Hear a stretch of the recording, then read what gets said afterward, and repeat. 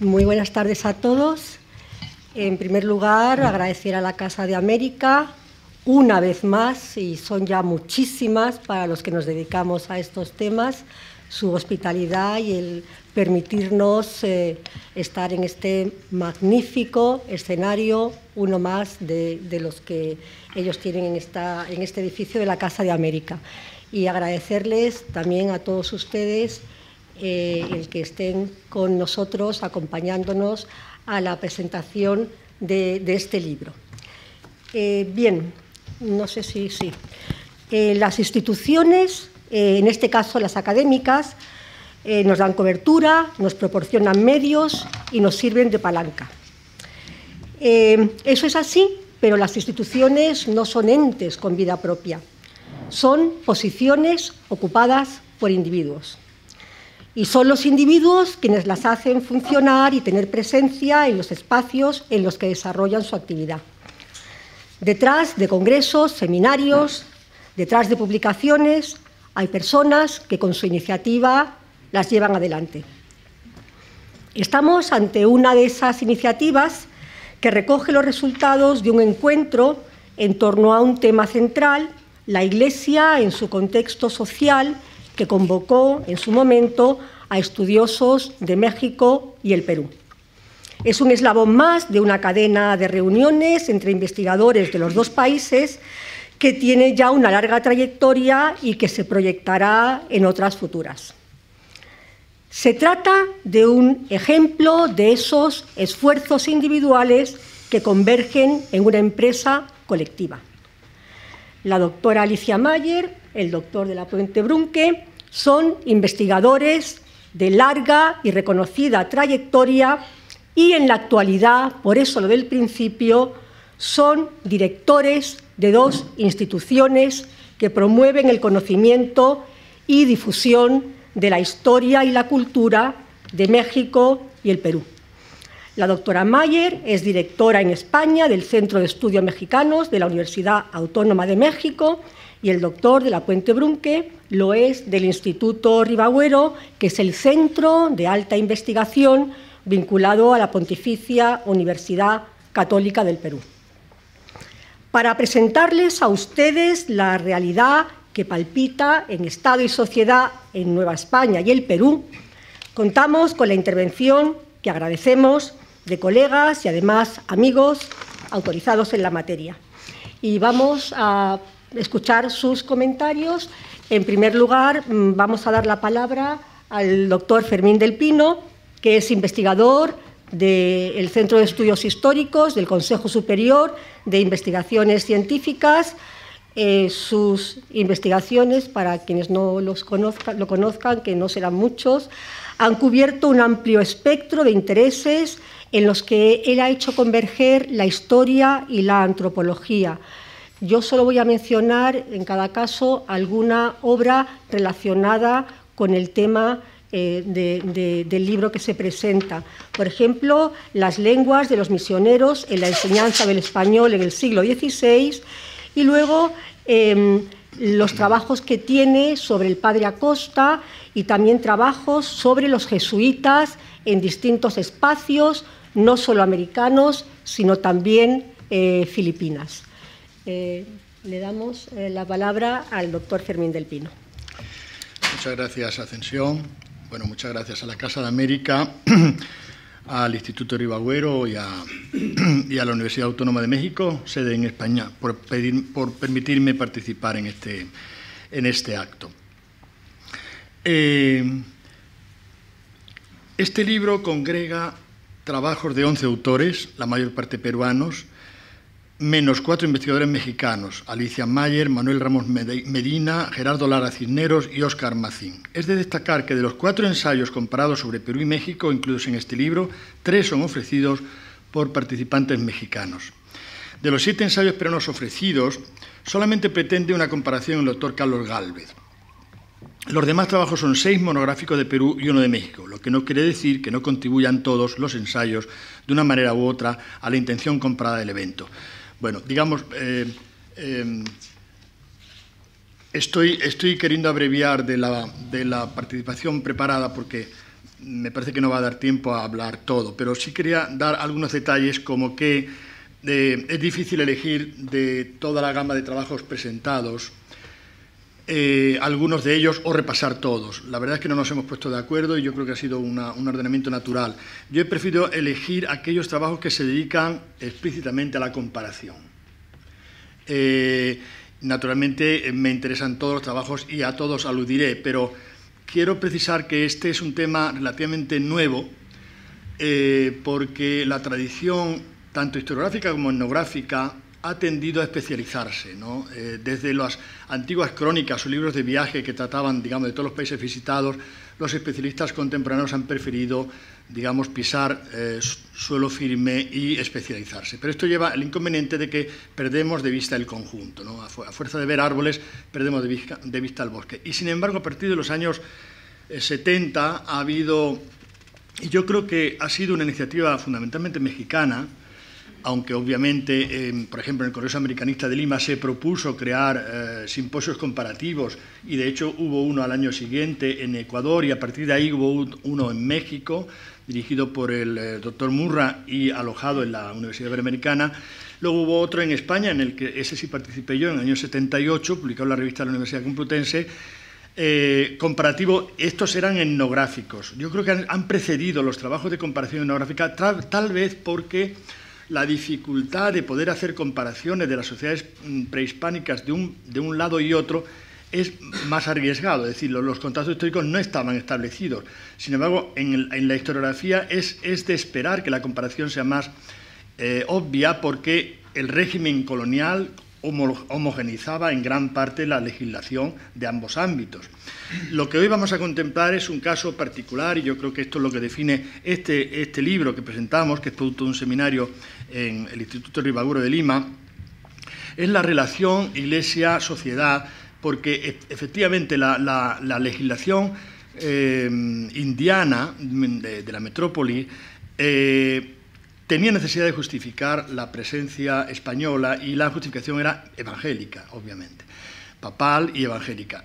Todos saben que hubo largos debates sobre si esto era una justificación adecuada o no. El padre Vitoria discutía, como muchos de la orden dominica, de que esto fuera suficiente y hablaba de la evangelización o hablaba del derecho al libre comercio, es decir, había muchos, era muy importante la justificación. Entonces, este argumento eclesial para la soberanía virreinal obligaba a dar un trato de preferencia a las sociedades nativas, lo cual lleva, por ejemplo, a no aplicar la Inquisición sobre los delitos o infracciones religiosas de la sociedad nativa, lo cual lleva a, legalmente, cosa que han tratado varios de los colegas, preferir en la distribución de oficios a los habitantes en América descendientes de españoles sobre los propios españoles, cosa que no siempre se respetaba y que dio lugar a muchos debates tratados en este libro. Entonces, creo que la presencia de la Iglesia y de su legislación ha condicionado bastante la aplicación de una normativa de convivencia en cada ámbito. Y yo creo que en esto México y Perú comparten cosas, pero en otras divergen. Debemos aclarar que el periodo principal atendido no es del todo el periodo colonial, como pudiera pensarse, sino más bien la primera parte de él, es decir, el periodo gobernado por la dinastía austríaca, o sea, los siglos XVI y XVII, aunque hay algún artículo, como el de Sánchez Concha, que se sale de él y llega a 1711. En este periodo era mayor el peso de la Iglesia dentro del conjunto de fuerzas concernidas, lo que hace pertinente su elección preferencial para analizar la correlación Iglesia y sociedad. Ya veremos que asimismo en el periodo próximo borbónico cambia el peso y relevancia mayor del virreinato peruano por relación con el mexicano, llegando a invertirse a lo largo del siglo XVIII al verse dividido el peruano en dos virreinatos, el de Nueva Granada y el de Río de la Plata, con lo cual pierde su peso específico. Cuando Humboldt visita a fines del siglo XVIII el virreinato peruano, ya no es ni la sombra del reino pasado que contemplan la mayor parte de estos trabajos. Hay un detalle sobre la relevancia en este periodo del virreinato del Perú, y es que de los altos cargos de los virreyes, 9 virreyes peruanos vienen anteriormente de México. Es decir, es la cuarta parte del total de los 40 y si se refiere al periodo austríaco es la mitad. La mitad de los virreyes peruanos han estado antes en México. Obviamente el acceder supone una elevación. Luego Luego, la consideración en la carrera de los virreyes era así. Esto no ocurre en el siglo XVIII, más bien es al contrario.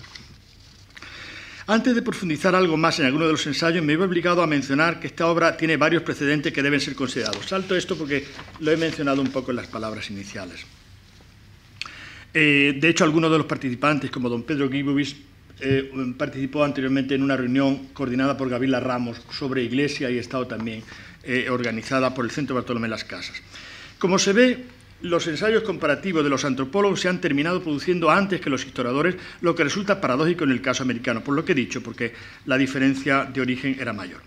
Pasemos ahora al análisis del libro de historia comparada que estamos analizando y centrémonos en las partes propiamente comparadas. En el primero de ellos, de la mexicana Alicia Mayer, que abre el libro, se ofrece definir la religiosidad de ambos espacios coloniales como un derivado de la Reforma Católica del siglo XVI. No obstante, dada la variabilidad interna según etapas y regiones, se propone una división temporal por siglos válida para ambos virreinatos, prereforma del XVI, contrarreforma del XVII e ilustrada del XVIII.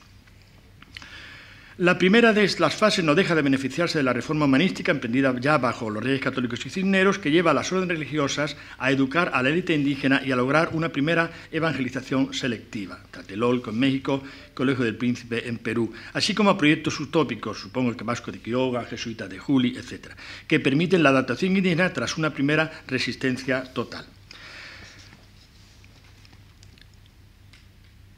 Aparte de las comunidades indígenas, aunque también para ellas ver el trabajo de Teresa Vergara, se fundaron cofradías para diferentes grupos sociales, es decir, criollos e indígenas, fundamentalmente criollos, que permitieron una mejor adaptación e integración social a través de la mediación de la Iglesia. Bueno, salto un poco la descripción de cada una de las fases que hace la doctora Mayer. Con el siglo XVIII se persiguen oficialmente estas cualidades barrocas de su sensibilidad religiosa y política sin lograr erradicarla del todo, a pesar de los esfuerzos combinados de obispos y virreyes. Religiosidad que, a pesar de las reformas liberales, especialmente la mexicana Benito Juárez, logra pervivir hasta el presente. Yo creo que la diferente relación entre virreyes e Iglesia determina, por ejemplo, un triunfo en México de un Estado no confesional, declaradamente no confesional, y, por ejemplo, una aceptación de la República Española de los exilados, es decir, cosa que es imposible en Perú. O sea, el establecimiento de relaciones particulares entre órdenes religiosas, Inquisición, obispos, y los pleitos entre criollos determinan una determinada configuración. Entonces, en el virreinato peruano queda, después de un predominio de las órdenes religiosas, la necesidad de reconfigurar la República. Y yo creo que, si no, no tendría explicación. El segundo ensayo comparado, a cargo del mexicano Gerardo Lara, se ocupa del campo de las supersticiones populares y su persecución inquisitorial durante el siglo XVII. El autor se posiciona ante la doble corriente institucional y culturalista que estudia la religión popular, para proponer un ensamblaje entre ambas. Se nos ofrece en las notas un amplio inventario bibliográfico acerca de los diversos estudios de la religión popular regional, sucesivamente Andes, que es considerada una región homogénea, área maya, México Central y Oaxaca. Vean la complejidad de una comparación a nivel intervirreinal, si a nivel virreinal ya hay subdivisiones. Y se relaciona la frecuencia de rebeliones populares en las dos primeras regiones para explicarse el éxito del enfoque culturalista de ambos. Intenta explicar por qué en Perú, por ejemplo, se analizan con tanto detalle en el siglo XVII las extirpaciones de idolatría y no se hace en México, aunque al principio sí hubo todo un movimiento de, digamos, de conciencia de que no se había logrado la evangelización.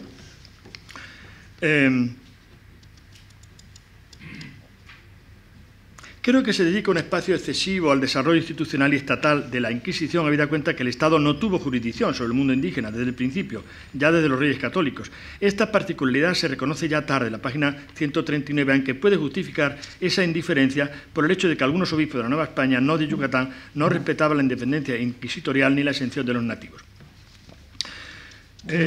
Bueno, salto algunos detalles de este artículo. El afán de no aplicarles directamente el criterio inquisitorial a la sociedad nativa y de privilegiar a los criollos para el beneficio de cargos religiosos y funcionariales, cosa que ocupa varios de los trabajos, desarrolló la beligerancia retirada entre españoles de un lado y otro del Atlántico y entre asociaciones indígenas y criollas, por ejemplo las cofradías. Por lo que hace al estudio de Carlos Galve, único escrito comparado ofrecido desde el lado peruano, conviene destacar asimismo que se trata de una historia de la producción cultural, más que de un estudio religioso, aunque se trata de personajes pertenecientes a órdenes religiosas. 2 jesuitas, José de Acosta y Bernabé Cobo, 2 franciscanos y hermanos, Buenaventura de Salinas y Córdoba y Diego de Córdoba y Salinas, un agustino, Fray Antonio de la Calancha, comentado por el franciscano mexicano Fray Agustín de Betancourt, y finalmente un dominico, Fray Juan Meléndez.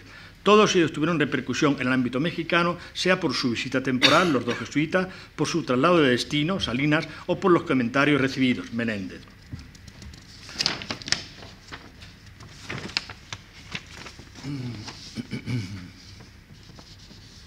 Finalmente terminaremos refiriéndonos al trabajo final del libro a cargo del historiador mexicano Óscar Mazín, que advierte su interés temprano en la historia comparada. Tradujo en el 99 un ensayo de John Eliot, que ha demostrado interés sobrado en comparaciones históricas entre, por ejemplo, Richelieu, el conde duque, o entre la historia hispanoamericana y la angloamericana.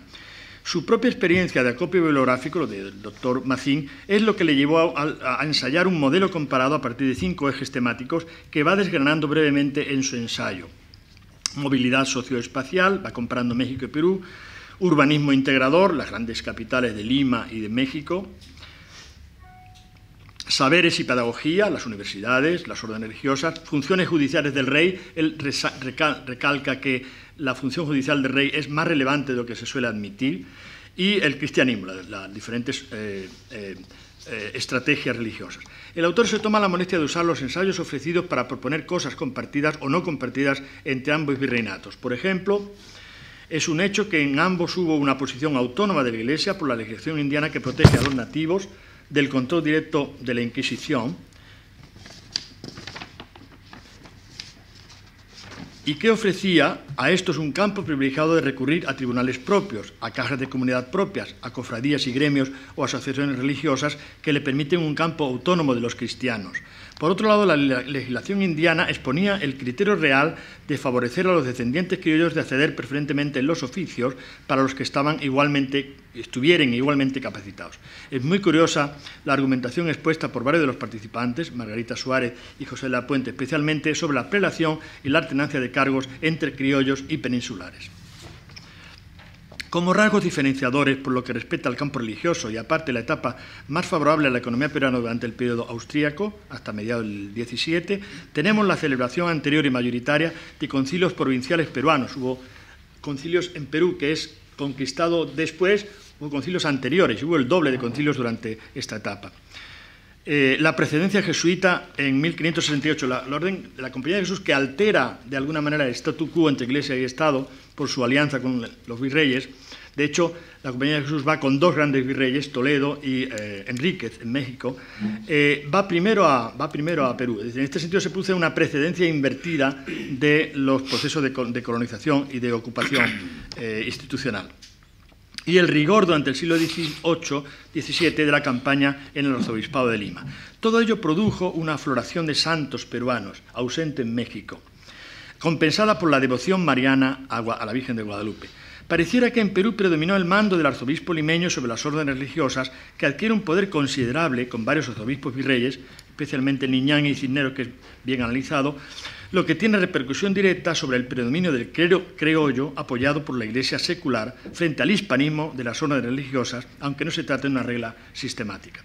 Es muy importante, en general, tener en cuenta el valor judicial superior de la monarquía y el papel especial de la Iglesia en el fenómeno del patronato regio para entender las características del sistema colonial hispanoamericano y las diferencias entre uno y otro virreinato. Tal vez sin el peso excesivo de las órdenes religiosas en este periodo, sin dar salida al autonomismo criollo como en Perú, no se explicaría el radicalismo del civilismo mexicano, negándose a reconocer la religión católica como constitucional.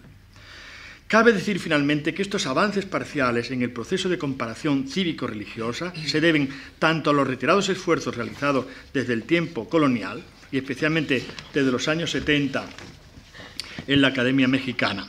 Creo que la recepción en el siglo XX de una selecta colonia española de académicos republicanos, fenómeno ausente casi totalmente en el Perú por oposición expresa de sus gobiernos, ha favorecido el esfuerzo comparado de su relación histórica con España y, por consecuencia, de sus relaciones culturales con otros ámbitos americanos. A esto seguramente, y al énfasis puesto desde hace tiempo por la Academia Mexicana en el estudio de las sociedades indígenas y en el fenómeno del mestizaje, se debe seguramente el protagonismo desarrollado en este esfuerzo comparativo con el territorio peruano. Muchas gracias.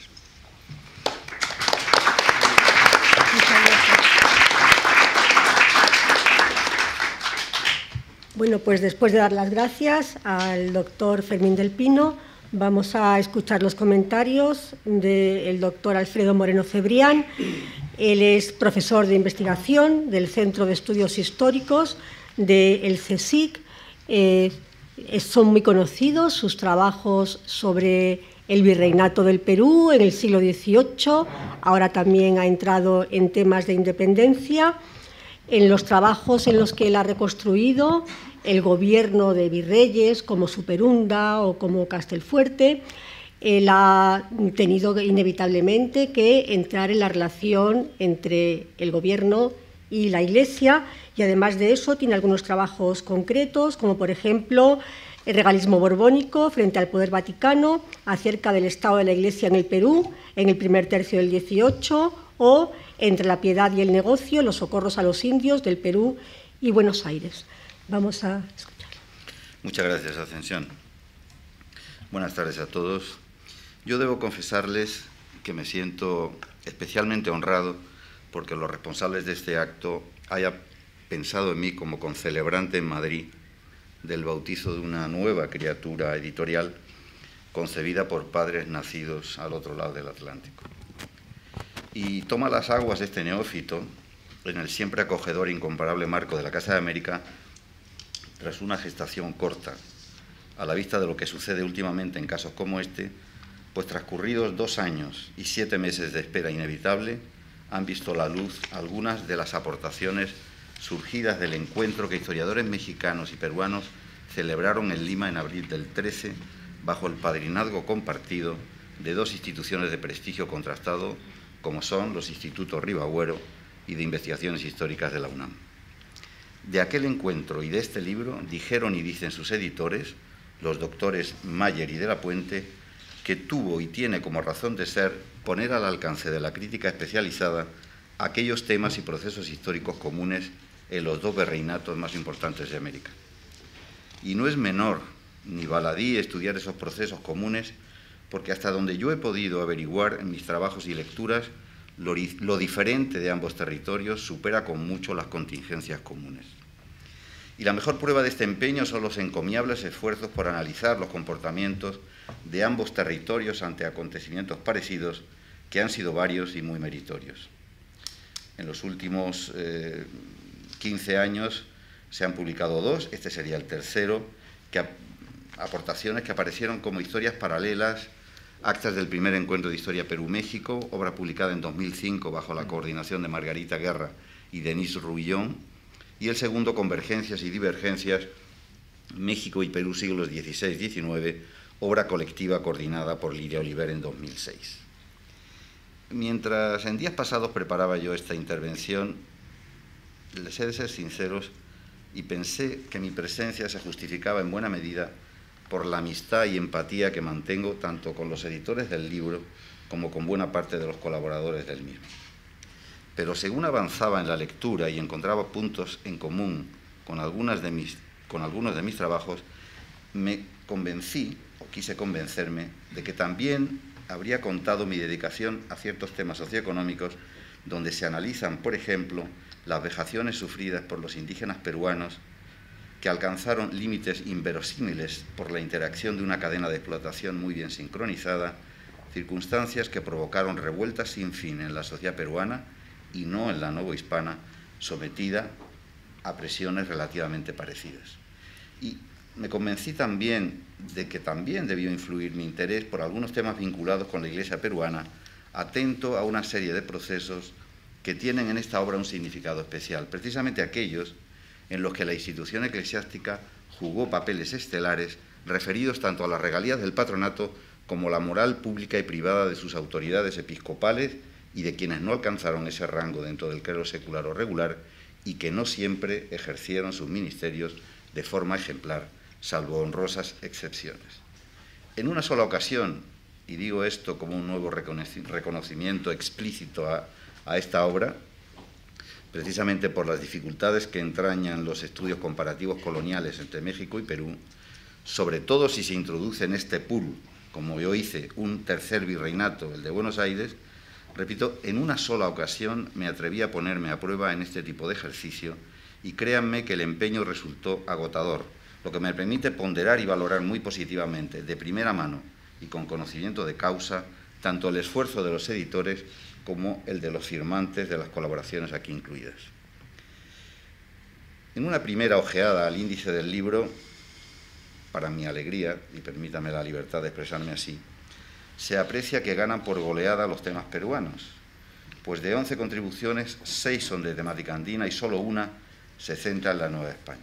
Pero esta estadística se corrige y modera en buena medida porque de los 4 artículos que han elegido la difícil senda de los estudios comparativos, como acaba de decir mi compañero Fermín del Pino, digo, los estudios comparativos Perú-México, el 50% está firmado por mexicanos y el resto por científicos peruanos. Y en este punto no me resisto a señalar un detalle sin duda indiscreto, pero que su benevolencia estoy seguro que sabrá perdonar. Se refiere al editor peruano, sentado a mi derecha, nuestro amigo José de la Puente, que pareciera, y permítame la broma, atacado por el virus del peruanocentrismo, cuando de forma magistral se ocupa de las pretensiones criollas en la provisión de oficios, enarbolando el principio de prelación que tanta tinta hizo derramar, sin apreciar en su modestia, en la modestia de mi amigo de la Puente, que el tema es indistinto para Nueva España y el Perú, aunque en el título de su trabajo solo cite al Perú. Alicia Mayer cumple cabalmente con el principio que inspira esta obra colectiva, hurgando en la religiosidad colonial a partir de la Reforma Católica, y lo hace indistintamente en la Nueva España y en el Perú, descubriéndonos además la presencia de lo religioso en 3 etapas comunes durante el desarrollo de las conciencias religiosas peruana y mexicana. Yo les invito a que lean los contenidos del libro, y como les invito a leerlos, yo no voy a entrar en el comentario pormenorizado de todos y cada uno de los trabajos que aquí se incluyen, pero sí me voy a tomar la libertad de compartir con ustedes algunas reflexiones que de forma general me ayuden a destacar las fortalezas de esta obra. Si algo importó en el día a día de ambos virreinatos, y lo dejan perfectamente claro los editores, fue mantener el equilibrio y el debido respeto, y aquí, por ejemplo, los conflictos de protocolo y lo que subyace en ellos tiene un indudable interés, insisto, fue del máximo interés mantener el equilibrio y el debido respeto entre las autoridades civiles y las religiosas, entre obispos y virreyes, o entre curas, monjes y frailes, y corregidores, alcaldes mayores o gobernadores. Y toda esta parafernalia, no menos diversa, compleja y múltiple que el carácter de sus actores, alentó y mantuvo secularmente unas disputas tan naturales como la vida misma, donde la buena administración, custodia y defensa de los beneficios derivados del patronato regio fueron una constante verificable en prácticamente todos los trabajos que incluye esta obra, donde la diversidad de intereses, se tome el aspecto que mejor nos parezca, está siempre presente con la intensidad que las conductas de sus protagonistas le imprimieron. Y si encontramos elementos comunes entre México y Perú, lo más paradójico y revelador de lo diferente es que existen respuestas diversas ante acontecimientos similares, ya procedan de la Iglesia o de la sociedad civil, aunque no pocas veces asistamos, como aquí se demuestra, a cierta pertinaz y estrecha unión entre los ámbitos religioso y político, fruto de la labor de algunos obispos, como también de algunos virreyes, que tanto en Perú como en la Nueva España centraron su labor en la observancia de la justicia y en la reforma del gobierno eclesiástico. En otro orden de cosas, y en un ambiente en que las necesidades fiscales de la corona parecen inagotables, me ha interesado especialmente la impecable demostración que hace una querida colega peruana aquí presente, Margarita Suárez, sobre lo natural que resultó la existencia de tensiones de muy alto nivel entre autoridades civiles y eclesiásticas, en buena medida porque la Iglesia, convertidos los conventos en propietarios latifundistas, además de en dueños de otros incontables bienes, muebles e inmuebles, insisto, la Iglesia en sentido amplio se convirtió en una casi inagotable fuente de crédito, no exento de más de un interés. Estas y otras preocupaciones constituyen la parte vertebral del libro, algunas de las cuales me han interesado especialmente, pues yo que me he visto últimamente rodeado de virreyes, y lo digo sin falsa modestia, aunque temeroso de que se me considere un vendido a personajes tan cercanos al lucimiento, vengo a ver confirmada mi certeza de que desentrañar los perfiles biográficos ayuda y mucho a conocer los entresijos de la sociedad, de cualquier sociedad, y a entender sus reacciones. Y para dejar una vez más patente y de nuevo el debido mérito a la obra hoy presentada, en función sobre todo de las dificultades, insisto, que entraña cualquier estudio en profundidad en el que la sociedad y la Iglesia conviven día tras día, hay que insistir en que los virreyes, ya fuesen novohispanos, ya fuesen peruanos, sin distinción, debían moverse entre los principios de autoridad y de consentimiento si querían llegar a cumplir los destinos a los que les abocaba ser nada más y nada menos que los alter ego del monarca. Es más, estos personajes, los virreyes, lúcidos la mayoría, que no siempre lucidos, fueron los encargados de mantener un frágil equilibrio entre las exigencias fiscales metropolitanas, variados intereses criollos, los de la Iglesia y los suyos propios, que no eran pocos.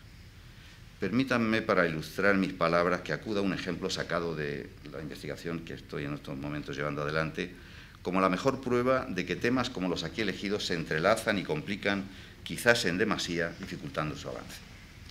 Y porque si lo expuesto hasta el momento no fuera suficiente, añadamos a este ya de por sí complejo panorama que resulta un hecho probado y hasta natural la existencia de redes familiares y clientelares que mantenían muy en sintonía y especialmente proactivas las élites metropolitanas y las americanas.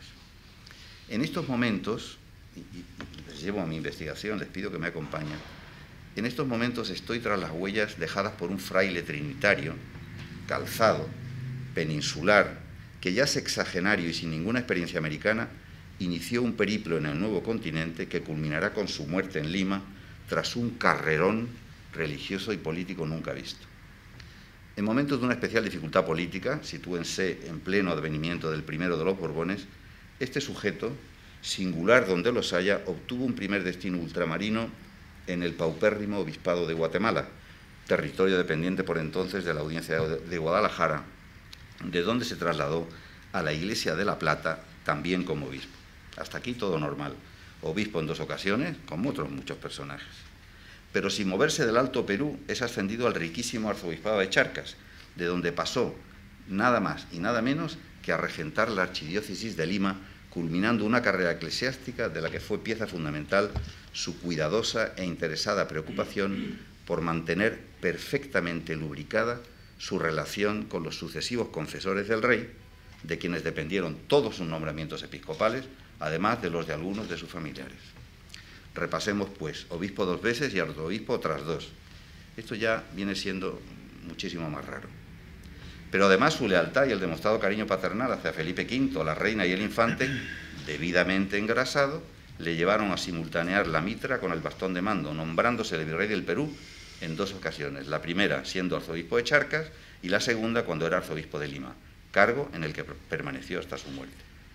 Con este ejemplo, ¿creen ustedes que caben más complicaciones en el estudio de las relaciones entre Iglesia y sociedad en la América virreinal? Yo creo que no. Y acabo como debo, felicitando a los editores de esta neonata obra colectiva y a sus autores porque han sabido marcar la derrota precisa a un navío difícil de gobernar, pero que finalmente han sabido llevar a un buen puerto. Muchas gracias.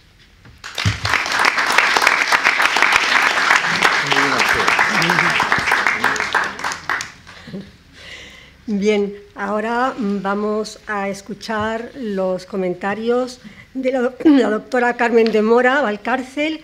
Ella es catedrática de Literatura Hispanoamericana de la Universidad de Sevilla. Sus resultados de investigación son absolutamente impresionantes. Cubre un espectro muy amplio porque ha trabajado tanto en la América virreinal y en la América contemporánea. Yo solo he entresacado algún trabajo que tiene relación con el libro que ahora se presenta, pero desde luego es una ínfima parte de toda su producción. Por ejemplo, mencionar Vidas, milagros y casos en la crónica moralizadora de Fray Antonio de la Calancha, Crónicas religiosas y conciencia criolla, el agustino Fray Juan de Grijalva, Diversidad sociocultural de la literatura hispanoamericana, Escritura e identidad criollas, modalidades discursivas de la prosa hispanoamericana del 17. Muchas gracias.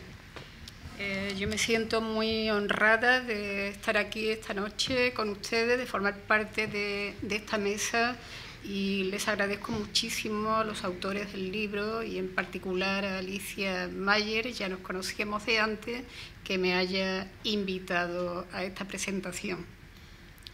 Ya se ha dicho que me dedico a la literatura y por tanto mi lectura de este libro es parcial. Es la lectura de alguien que se dedica principalmente a la literatura y hay alguna diferencia. Quiero destacar el enorme acierto de esta publicación, en primer lugar porque superando las fronteras territoriales profundiza en la cultura de los dos grandes virreinatos de Nueva España y Perú, estableciendo paralelismos, contrastes y diferencias. Algo que tiene bastante sentido para ese periodo, porque a pesar de la diversidad existente entre ambos, durante 3 siglos compartieron la dependencia de la metrópoli con las implicaciones políticas, económicas, sociales, culturales y religiosas que ello implica. En segundo lugar, porque se trata de una edición muy cuidada en la que sobresalen el rigor y la variedad de las colaboraciones, vertebradas siempre por el hilo conductor de las relaciones entre la Iglesia y la sociedad, como ya se ha dicho.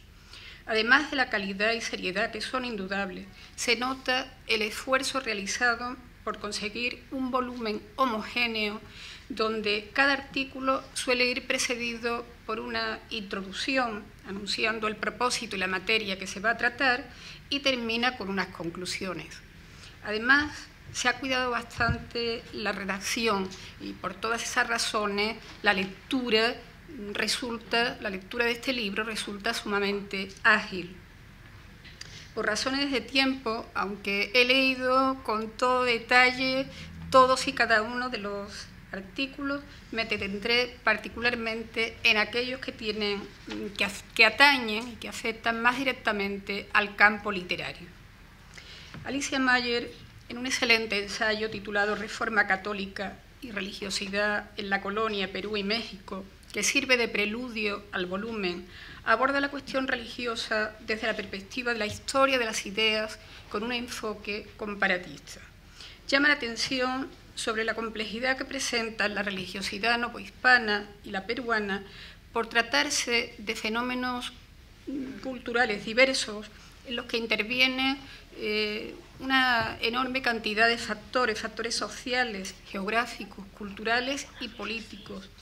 Y así hace una serie de distinciones que también son importantes para estudiar los textos literarios del periodo colonial. Distingue entre mundo urbano y rural, entre peninsulares, criollos, indígenas, mestizos y mulatos, o entre las capas intelectuales, la cultura popular, los círculos eclesiásticos o los laicos, la religiosidad institucional y la popular. Y lo mismo sucede con la conformación de la mentalidad religiosa tanto en México como en el mundo andino, porque esa religiosidad resultó de la convergencia, por un lado, del catolicismo hispano y, por otro, de la aportación americana y africana. Por último, reconoce, pero ya se ha dicho, por eso no voy a comentarlo detenidamente, la repercusión que tuvieron los distintos proyectos de reforma católica que se pusieron en marcha desde el siglo XVI en las formas de religiosidad de América. Iglesia y sociedad, vida conventual femenina novohispana, Manuel Ramos Medina lleva a cabo un esfuerzo encomiable por mostrar el estado de la cuestión sobre los estudios históricos en torno a la vida religiosa femenina en el virreinato de la Nueva España, que conocieron una verdadera eclosión en Europa y América en la década del 70. Y no solo da constancia de lo ya hecho, sino que expone la ardua tarea que aún queda por hacer, como realizar estudios monográficos bien documentados sobre los 57 conventos que se fundaron en Nueva España durante la época virreinal y revisar las crónicas que los religiosos de diversas órdenes escribieron en su momento. Y concluye su ensayo con una propuesta realista si se quiere avanzar en este tipo de estudio, que es fomentar y estrechar las relaciones, los contactos entre investigadores de Portugal, de España y de diferentes países americanos. Siempre he pensado que en España la literatura hispanoamericana virreinal, si bien se tienen los estudios, ¿verdad?, sobre literatura hispanoamericana virreinal, si bien se tienen muy en cuenta las crónicas del descubrimiento y la conquista, poco recordamos las crónicas de las órdenes religiosas de los siglos XVI y XVII que tuvieron que ver con la conquista espiritual. Y esta, desde luego, también en el campo literario es una tarea pendiente. De igual forma, reviste interés para los estudios literarios el artículo de Gloria Cristina Flores sobre la cuestión de la ortodoxia y la ortopraxis en la prédica del virreinato peruano en el siglo XVI, en lo relativo a la controversia inmaculista. Para extraer sus conclusiones, se basa en el estudio de 16 sermones, 6 de los cuales están relacionados con la festividad de la Inmaculada Concepción, que corresponden en su mayoría a la ciudad de Lima. El estudio del sermón en Hispanoamérica, que también ha sido estudiado en México por historiadores como Carlos Errejón y Alicia Mayer, quien se ha ocupado especialmente del sermón guadalupano, es sin duda otra de las tareas pendientes en España, porque hasta ahora la investigación se ha centrado casi exclusivamente en los sermones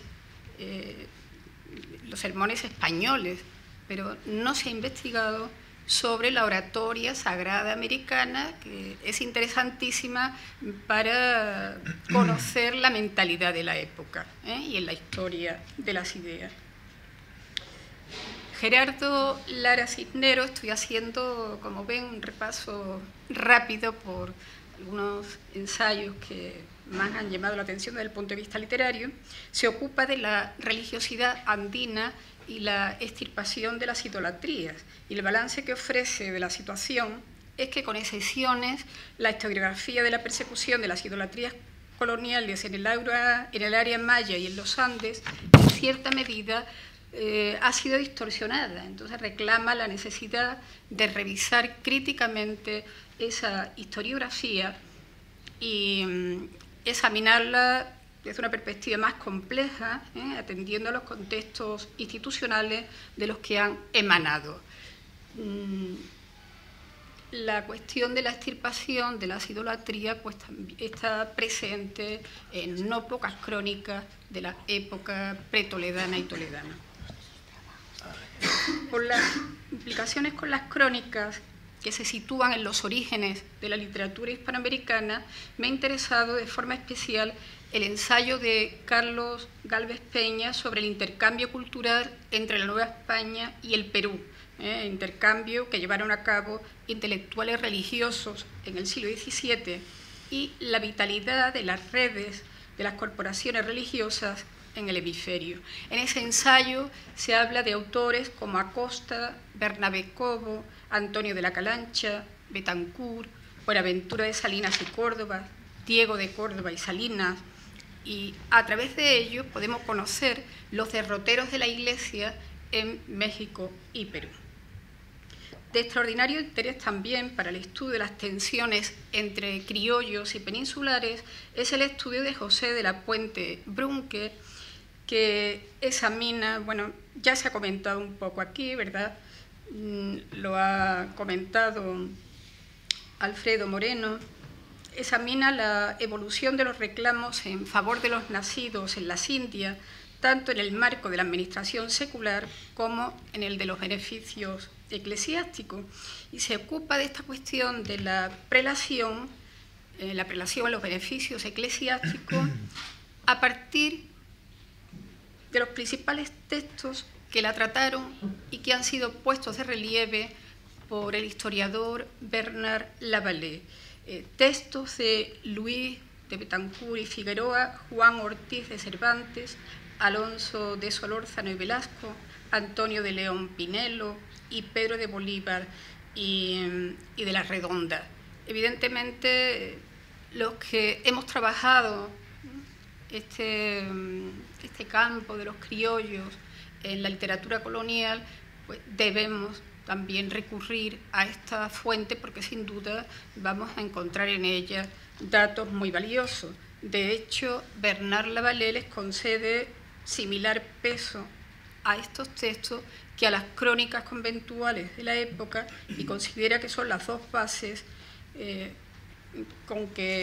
sobre las que se desarrolló y robusteció el criollismo del segundo siglo colonial.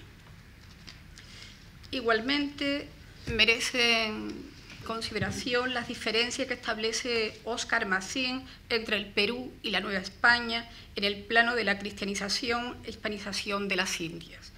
En sus conclusiones constata que el surgimiento de un nacionalismo indio panandino que asumió la legitimidad de los antiguos soberanos del Tahuantinsuyo no tuvo equivalente en México, donde sí floreció el fenómeno tan importante del guadalupanismo, ¿no? Serían dos diferencias considerables para ese periodo entre México y Perú que merece la pena explorar.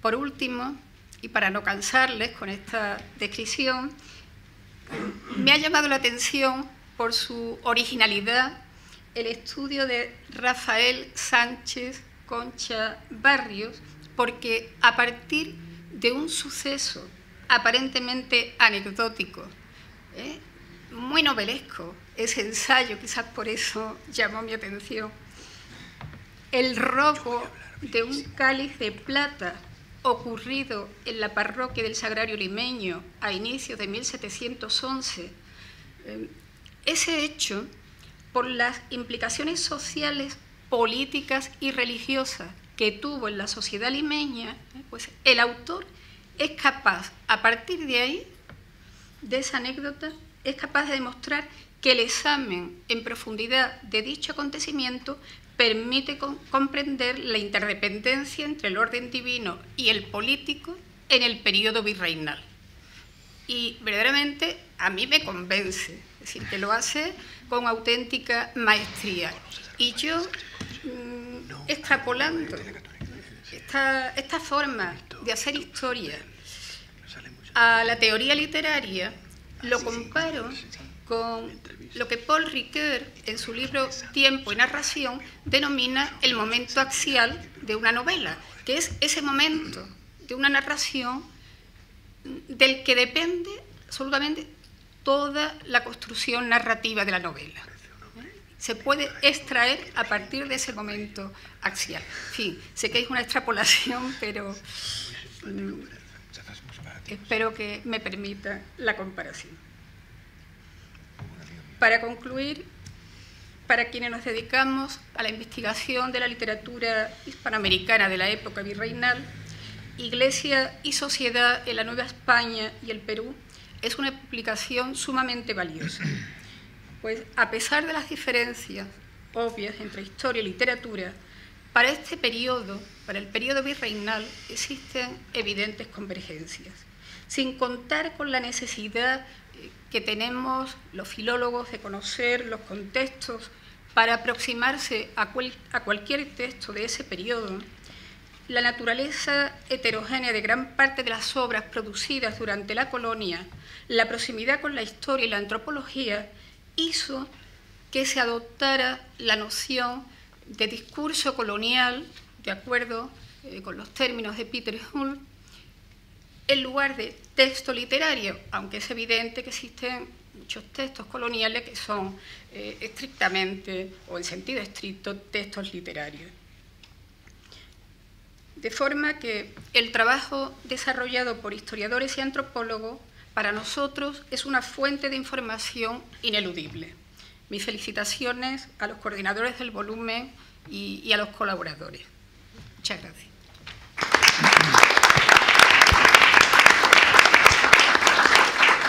Pues muchas gracias a la doctora de Mora. Y ahora, para terminar con la presentación, vamos a dar la palabra a las dos personas. Yo al principio decía, ¿no?, que las instituciones pueden ser carcasas o pueden ser algo vivo y dinámico y lleno de actividad, también en función de las personas, ¿no? Y que yo defiendo, porque los conozco, que los editores de este libro pues están haciendo un enorme trabajo de dar vida a las instituciones. Vamos a darles la palabra, en primer lugar, al doctor de la Puente Brunque, que es el director del Instituto Ribagüero. Quien que no trabaja sobre el Perú y va al Perú no ha estado en el Instituto Ribagüero, que además de tener una maravillosa biblioteca y tener unos archivos impresionantes, pues es un lugar donde te sientes bien, ¿no? Un lugar cálido donde investigar no es algo que digas, Dios mío, mañana tengo que ir al Ribagüero, ¿no? Sino que te da gusto trabajar en él, y vamos a escuchar sus palabras. Muchas gracias, Ascensión, en primer lugar, por tu cordial presentación, que es fruto de la entrañable amistad que nos une. O sea, ha sido un poquito exagerada quizás. Y aquí quiero agradecer, bueno, en realidad como coeditor del libro y como director del Instituto Ribagüero, debo decir en primer lugar que me da mucho gusto estar aquí presente, y mis palabras básicamente tienen que ser de agradecimiento. En primer lugar a nuestros colegas y amigos que han participado en esta presentación: Fermín del Pino, Ascensión Martínez Riaza, Alfredo Moreno, Carmen de Mora, por sus cordiales y agudos comentarios.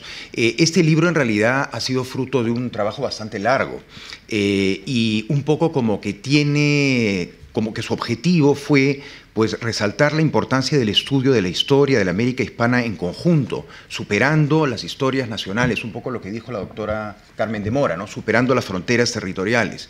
Y este libro es fruto de una reunión entre historiadores mexicanos y peruanos que se produjo en Lima en mayo del año 2013, y que tiene varios antecedentes, como lo ha dicho también Alfredo Moreno.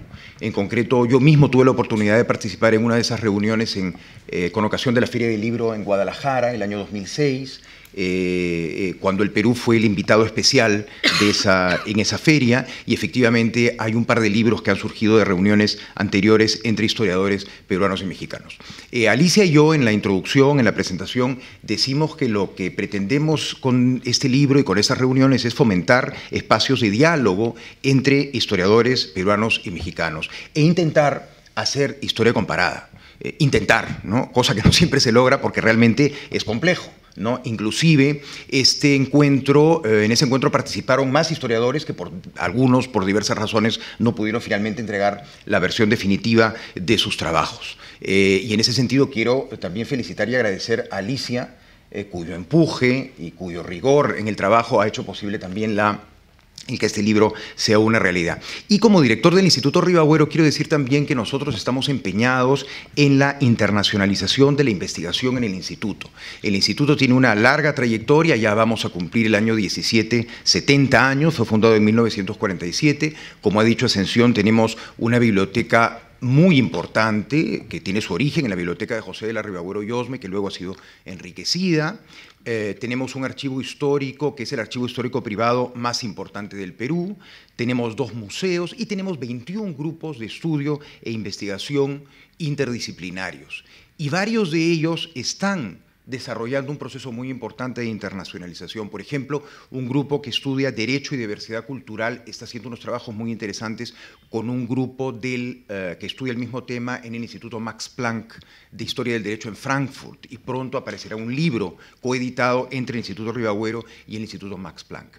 Para hablar de España, hemos hecho un proyecto muy interesante con la Biblioteca Nacional y hemos logrado hace una semana que el Comité Latinoamericano de la Memoria del Mundo de la UNESCO aceptara inscribir en la memoria del mundo el Padrón de Indios de Lima de 1613, que es el primer documento oficial en el que consta la presencia en Lima de japoneses, chinos, filipinos, malayos, en varias decenas, en 1613, una época muy temprana.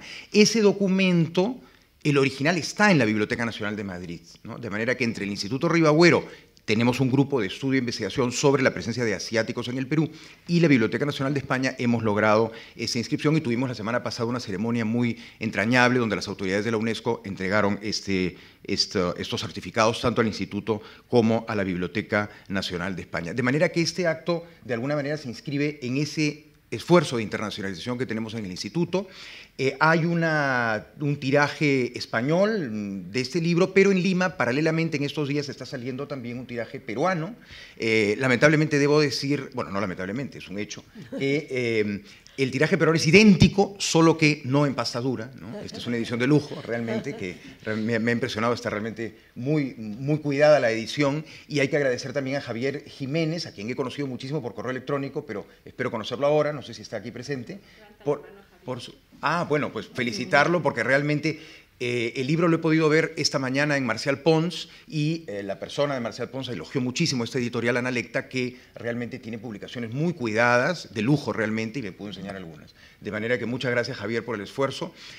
Hoy en día todo esto de los derechos de autor, los derechos de reproducción de imágenes, los convenios de edición son temas muy complicados. Hemos estado muchos meses enredados con toda esta burocracia, pero finalmente lo hemos logrado. Y lo que me alegra muchísimo es que por una coincidencia, por un caso fortuito, estoy en Madrid en los días en que se presenta este libro, con lo cual pues me es muy grato estar aquí presente y ver también a muchos rostros de amigos del Instituto, no solamente en esta mesa, sino también en el público, de manera que para mí este es un acto muy entrañable y yo creo que, bueno, y muy grato, por supuesto, ¿no? Pero quisiera sobre todo insistir en el agradecimiento, bueno, a los colaboradores del libro, además de Alicia y yo, está Margarita Suárez, aquí presente, que es otra de las colaboradoras en el libro, y sobre todo quiero agradecer a Javier y a Alicia, ¿no? Porque realmente se han esforzado muchísimo, nos ha costado bastante, pero finalmente hemos logrado esta edición que creo que ha resultado bastante bien y creo que debe servirnos también de estímulo para continuar, digamos, en este diálogo entre historiadores peruanos y mexicanos que se inició siendo Alicia directora del Instituto de Investigaciones Históricas de la UNAM, ¿no? Y ha continuado con este envidiable puesto que tiene aquí en Madrid como embajadora cultural de la UNAM. De manera que eso es lo que quería decir y gracias a todos ustedes por su presencia.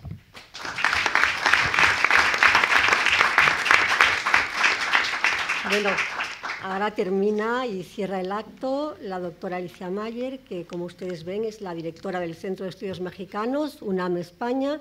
Yo la he conocido pues en un encuentro un poco casual, pero desde luego, desde entonces estamos de alguna manera pues intensificándolos y yo ya me he dado cuenta del trabajo que está haciendo en esta institución, este centro de trabajo y de divulgación de la cultura y de la historia y de la ciencia de México en España, y ella, que es otra de las instigadoras del encuentro y del libro, va a cerrar este acto. Gracias, Ascensión.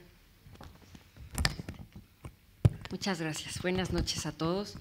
Yo coincido con José de la Puente Brunque en que en la presentación de un libro los autores, editores o coordinadores del mismo deben tomar la palabra para agradecer. Agradecer a las personas que han hecho posible el trabajo que se presenta, a quienes colaboran en la labor de edición y desde luego a los presentadores que esta noche nos han brindado sus generosos comentarios. Muchísimas gracias. Así que, con toda gratitud, quiero expresar mi agradecimiento a todos, a ustedes por estar aquí con nosotros, desde luego, a la Casa de América por acogernos con la hospitalidad que acostumbra, y en particular quiero mencionar mi deuda con José de la Puente, director del Instituto Ribagüero de la Pontificia Universidad Católica de Perú, que, como él ha dicho, felizmente ha podido estar hoy en la presentación del volumen que hemos coordinado juntos. No fue fortuito, nos dijo que venía y había que aprovechar. Creo que Javier corrió muchísimo para que el libro saliera del horno, justo porque iba a estar José aquí y había que aprovechar su presencia para estar los dos juntos. Conocí a José hace ya 10 años, precisamente aquí en España. en un congreso en el que coincidimos, y a mí me alegra mucho que la amistad haya continuado, ya podemos hablar de una década y espero que hablemos de muchas más.